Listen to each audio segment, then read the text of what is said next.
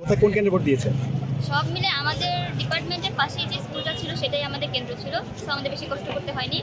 আমরা ঢোকার সাথে সাথেই মানে দেখলাম যে খুব ভালো সিকিউরিটি, ইভেন আমাদের যাওয়ার জন্য বাস ছিল আজকে ক্যাম্পাসে কোনো বহিরাগত ছিল না, সো এই জন্য আমরা খুব মানে আরামায়েসে ভোট দিতে পেরেছি। অ্যান্ড পরিবেশ অনেক ভালো ছিল, এক্সপিরিয়েন্স ভালো ছিল, ফার্স্ট টাইম ভোট দিলাম লাইফে।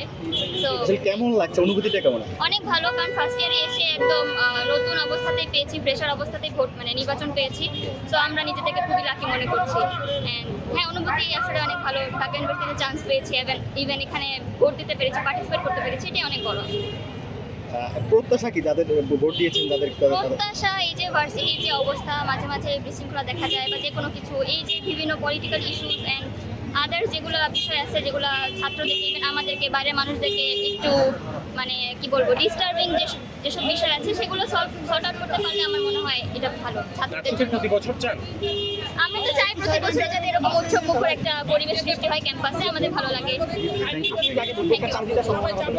আশা করছি আমরা যোগ্য প্রার্থীদেরকে ভোট দিয়েছি and ওরাই জিতবে, তো দেখা যাক।